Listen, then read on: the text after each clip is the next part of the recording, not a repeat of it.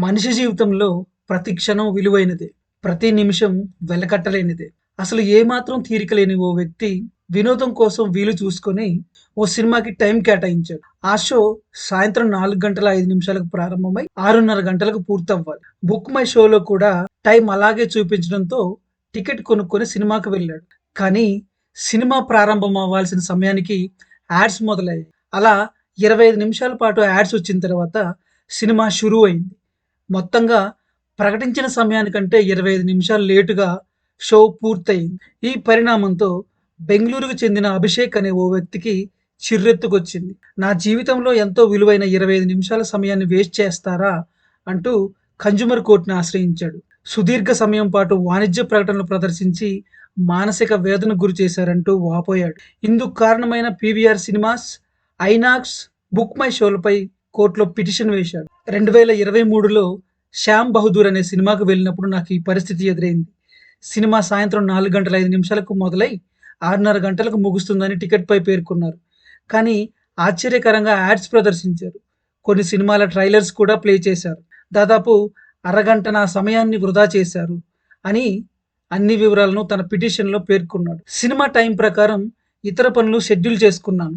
కానీ సినిమా ఆలస్యంగా పూర్తి కావడంతో ముందుగా షెడ్యూల్ చేసుకున్న అపాయింట్మెంట్లకు హాజరు కాలేకపోయానంటూ ఆవేదన వ్యక్తం చేశారు. డబ్బుతో సరిపోల్చలేనంత నష్టం జరిగిందని ఫిర్యాదులో పేర్కొన్నాడు. నిబంధనలకు విరుద్ధంగా వాణిజ్య ప్రకటనలు ఇవ్వడంతో నేను అనవసరమైన నష్టాన్ని భరించాల్సి వచ్చిందని విచారం వ్యక్తం చేశారు. ఈ పిటిషన్ను పరిశీలించిన కన్జ్యూమర్ కోర్టు ఫిర్యాదుదారుడికి 65,000 రూపాయల నష్టపరిహారాన్ని చెల్లించాలని తీర్పు ఇచ్చింది.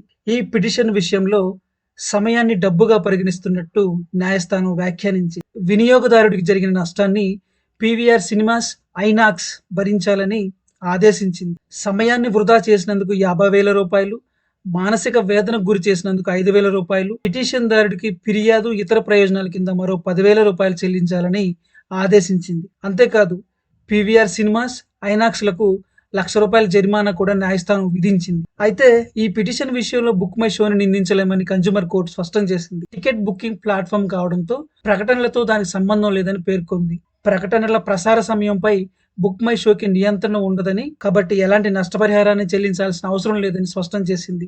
ఈ మేరకు ఫిబ్రవరి 15న న్యాయస్థానం తీర్పు వెలువరించింది. తీర్పు సందర్భంగా న్యాయస్థానం కీలకమైన వ్యాఖ్యలు చేసింది. ఇతరుల సమయాన్ని వృధా చేసి డబ్బు సంపాదించే హక్కు ఎవరికీ లేదని వ్యాఖ్యానించింది. 25 నుంచి 35 నిమిషాల పాటు ఏది పడితే అది ప్రదర్శిస్తే థియేటర్లో ఖాళీగా కూర్చొని ఎవరూ చూడరు. షెడ్యూల్ ప్రకారం బిజీగా ఉన్న వ్యక్తులు అనవసరమైన ప్రకటనలు చూడటం చాలా కష్టమని గుర్తించాలి అని కోర్టు వ్యాఖ్యానించింది. అయితే చట్టాల ప్రకారం పలు విషయాలపై అవగాహన కోసం పబ్లిక్ సర్వీస్ ప్రకటనలు ప్రదర్శించామని పీవీఆర్ ఐనాక్స్ సమాధానం ఇచ్చినప్పటికీ కన్జ్యూమర్ కోర్టు పరిగణలోకి తీసుకోలేదు. అలాంటి ప్రకటనలు సినిమా స్టార్ట్ కావడానికి 10 నిమిషాల ముందు లేదా సినిమా ఇంటర్వెల్ సమయంలో ప్రదర్శించాలని స్పష్టం చేసింది. ఉత్తర్వులు ఇచ్చిన తేదీ నుంచి 30 రోజుల వ్యవధిలో నష్టపరిహారాన్ని చెల్లించాలని కుండ బద్దలు కొట్టినట్టు చెప్పింది.